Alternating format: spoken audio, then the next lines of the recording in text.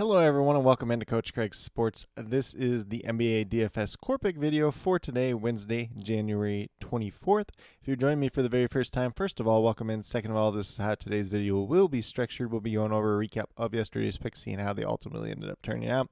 Then we'll go over to RotoWire, talk through the injuries and play. It's an 8-game main slate on DraftKings. It's a 6-game main slate on FanDuel. So there's a little bit of difference between the two sites today. So just something to note. I do like the value that does appear a little bit more on the DraftKings side as opposed to the FanDuel side. And kind of with that being said, after we get done talking through the injuries, we'll go over to both DraftKings and FanDuel, talk through my core picks for today. So it's going to be one player at each position. So point guard, shooting guard, small forward, power forward, and center. But without further ado, we'll get started with that recap of yesterday's picks. So on the DraftKings side, at point guard, we went with Spencer Dinwiddie, $5,600, looking for at least 28 out of him. And he had been playing pretty well in the last 3 games. He played over 30 minutes. He had over 30 DraftKings points in all 3 of those games. Unfortunately, last night was kind of the downside of him. Once again, only played 19 minutes, 0 for 4, and he did not play in the final stretch run. So kind of a little bit of turmoil there with just the Nets in general. Unfortunately, that was the case and did hurt our lineups quite a bit. And then at shooting guard, we had Colin Sexton, $6,200, looking for at least 31 out of him. He got to 38.75, so he was a hit. And then at small forward, we had OG Anunoby, $5,800, looking for 29 out of him. Got to 28.25, so it did ultimately end up giving him a push. So he technically wasn't a bad play, not anybody that hurt our lineups, but not anybody that helped our lineups at the same time. Then at power forward, we had Aaron Gordon, a weird night for him at $5,900. We were looking for 30 points out of him. Got to 15.75. He's a mess. Played 32 minutes in this game. I believe he only had like 1 rebound, 1 assist, and 9 points. So just a very unfortunate performance for him yesterday. So it's obviously not something you're going to see or expect from him very often. It's probably like the one time it's going to happen all season. Just kind of unfortunate that it happened to us yesterday. And then at center, we had Anthony Davis, $10,200, looking for at least 51 out of him. There was no LeBron James last night, so kind of figured he'd take that extra step up. Unfortunately, it was not the case. He only got to 45 points, so he was a mess. Didn't really play bad. He just didn't really play up to standard and then up to the standard that you would assume that he would play with no LeBron James in the lineup yesterday. So it's kind of unfortunate in terms of the core picks yesterday. You know, if you had some other really good plays, then maybe you had a shot at cashing. Just was a lot more difficult due to some of the unfortunate events that did end up unfolding for these core picks in general.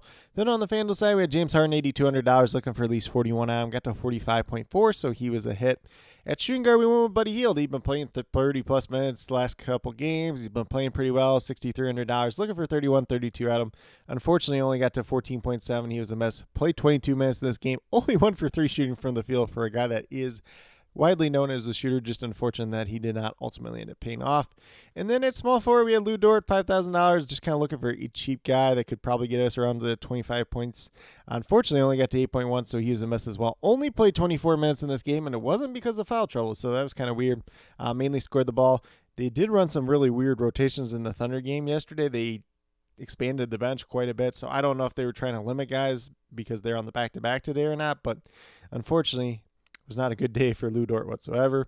And then at power forward, we had Rui Hachimura, $4,500, looking for 22, 23 out of him, got to 23.6, so he was a hit. And then last but not least, once again, we had Anthony Davis, $11,400, was looking for at least 57 out of him, only got to 42.4, so he was a mess. You know, not a bad day whatsoever for him, but, you know, compared to Anthony Davis's standards and compared to what you would expect from him with no LeBron James, just really didn't pan out from that regard just in general. So once again, kind of unfortunate on the FanDuel side. You really would have needed some really good plays to kind of make up for some of these unfortunate misses on yesterday's slate. But with that being said, you know, today's a new day. Obviously, that's the best part about DFS is even when you have a bad day, you can come back the very next day and get your money back in 2 seconds. So with that being said, we'll get moved over to RotoWire and talk about those injuries and play for tonight's slate overall. Once again, DraftKings is an 8-game main slate and FanDuel is a 6-game main slate. So the last 2 games will not be on the FanDuel side, but we'll get talking through these injuries. So for the Charlotte Hornets, they're without Gordon Hayward, Kyle Lowry, who they just did recently acquire in a trade, and then Mark Williams. And then we got Nick Richards and Cody Martin, both listed as questionable to play tonight. Obviously, if Nick Richards does not play once again, we will see PJ Washington in that lineup and playing a good amount of minutes at that center spot. And then if Cody Martin doesn't play, it's kind of a bigger deal now just because they don't have Terry Rozier. So it'll be interesting to see who starts in his place. Probably going to be Bryce McGowan's, which would be somebody that we're not too interested in just in general. And then for the Detroit Pistons, we have Cade Cunningham listed as probable for today, returning from that knee injury. And then also Monty Morris is listed as probable for the first time all season. He's been out all year, so he should be able to make his season debut either today or on Friday. Kind of a little sketchy reporting there between the two. One says Wednesday, one says Friday, but looks like he should be available for tonight's game just in general.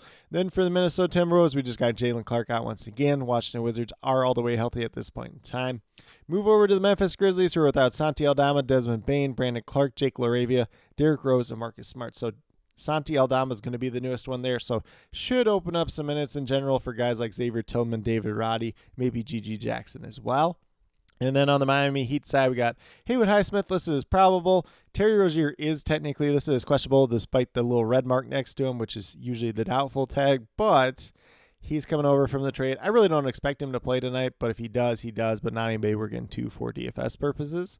And then Jaime Jaquez is still listed as doubtful with his groin injury at this point in time. Then we move down to the Portland Trail Blazers. They are one of the two teams on the back-to-back today, so we'll see what their updated injury report looks like later on this afternoon. On the Houston Rockets side, Tari Eason and Victor Oladipo both remain out. And then we got Reggie Bullock listed as questionable due to a back injury. Jalen Green is listed as questionable due to an illness. If he were to miss, it'll be interesting to see who starts in his spot, whether it's a Cam Whitmore, a Jayshawn Tate, or a Amen Thompson for tonight overall. Then we move over to the Cleveland Cavaliers. They were without Darius Garland, Ty Jerome, Evan Mobley, and Tristan Thompson. Tristan Thompson's the newest one there, so you'll see some backup center minutes open up. I think Damon Jones is still on the roster, so he might kind of occupy some of them, or maybe they play a little bit more of a small ball lineup in that situation. And then Karis LeVert listed as questionable to play. He's been dealing with that wrist injury for a few games now at this point in time. And then for the Milwaukee Bucks, Giannis listed with that shoulder injury once again, but is probable and expected to play for tonight's game. Then we move down to the Phoenix Suns. They're without Bol Bol and Damon Lee once again. Eric Gordon listed as questionable. I believe he's dealing with a wrist injury as well. And then for the Dallas Mavericks, we have 4 guards all listed as questionable at this point in time. We got Seth Curry, Luka Doncic, Dante Exum, and Kyrie Irving. So if I had to guess, Exum and Irving are probably the most likely to miss once again. Seth Curry did roll his ankle, so he could be out. Kind of the big one there is obviously going to be Luka, but if you get like Luka and Kyrie both out, then you open up some value in Tim Hardaway Jr., Jalen Hardy. So could be a pretty interesting value spot for today's slate overall. We'll see how it ultimately ends up shaking out as the day moves along. And then we move over to the Oklahoma City Thunder. They are one of those two teams that are on the back-to-back, so we'll see if there's any updates to their injury report for today. And then on the San Antonio Spurs side, Sissoko is out once again, and Trey Jones is listed as questionable. He did end up spraining his ankle in their most recent game. Then we move over to the Orlando Hawks, who are without Gaye Hunter, Krevich, Wesley Matthews, and Trae Young. So pretty much what we've seen out of them as of late. Bruno Fernando technically is listed as questionable due to some back spasms, but he is not a guy that is typically in their rotation. And then for the Golden State Warriors side, we got Moses Moody, Chris Paul, Gary Payton II all out once again. And then Brandon Podziemski is listed as questionable to play for tonight's game. But we're probably going to see what we've seen out of this Golden State Warriors team as of late. So there's not really too many changes of note for today's game overall. But with that being said, that's a quick little rundown on all the injuries in play for tonight's games. As always, I will be listing all the injury updates as they do come out throughout the day down in the comments below, as well as the starting lineups as they do get announced throughout the night. So definitely be sure that you're checking up on that as we do get closer to lock. But with that being said, we'll get moved over to DraftKings and talk about my core picks over there. So on the DraftKings side, we're going to start off with point guard DeJounte Murray. He is also shooting guard eligible, but primarily playing point guard once again at this point in time with no Trae Young out there on the court. So they're going against the Golden State Warriors tonight. It's a pace-up spot. It should be a very high-scoring game just in general between these two faster-paced teams. Obviously, Hawks don't play much defense. Golden State doesn't play as much defense as they used to, so should be a pretty favorable environment at the very least. $8,400 for DeJounte Murray. You're looking for at least 42 points down. Currently, I'm projected for 46 tonight, so it looks like a really good value option at that point guard position just in general. Then we move down to shooting guard with John Konchar, $4,000. Been in that starting lineup and playing 27, 28 minutes a night. You're only looking for 20 points down. Currently, I'm projected for 22. A little bit slower, not the greatest matchup versus Miami Heat tonight. But if he's out there, if he's playing decent-sized minutes, he's going to look pretty good once again. A guy that can do just a little bit of everything at the same time as well. And then a small forward, we're going to go with Chris Middleton. $6,600 just seems a little bit too cheap for him at this point in time. Looking for 33 out of him. Currently, I'm projected for 35 tonight. Not the greatest matchup versus Cleveland. That game that they did most recently play Cleveland, he had one of his worst shooting nights of the entire season. So hopefully that's not the case once again tonight. Hopefully that game's a lot more competitive, but they didn't play with Giannis the last time. They lost by 40 points, which you shouldn't lose by 40 points even without Giannis in the lineup for this Milwaukee Bucks team. different story for a different day, but Chris Middleton's going to look like a pretty solid value option overall tonight. And then at power forward, we're going to go with Josh Green of the Dallas Mavericks, $4,300, looking for 21, 22 out of him. Currently, I'm projected for 23, 24 tonight. He's a guy that's been back in that starting lineup. He's been healthy as of late, and he's been playing good-sized minutes and doing a little bit of production with that. We'll see whether or not some of these guys that are questionable for Dallas end up playing tonight or not. If they don't, there's going to be even more minutes to go around just in general, and maybe a little bit of extra usage for a guy like Josh Green, even though he's not a guy that's known to have, a ton of usage at the same time. So he could ultimately end up having a little bit of upside, but overall looks like a pretty safe play. Obviously, you can play him at power forward and small forward today, just in general. And then at center, we got Alperen Sengun for the Houston Rockets, $8,300, looking for 41, 42 points out. He's been on a tear as of late. Goes against Portland tonight. It's DeAndre Ayton. I'm not too worried about him defensively. So going to look like a really good matchup once again. Currently haven't projected for 46 points, but definitely does have a ton of upside for more, as we've seen in recent games and throughout his young career so far.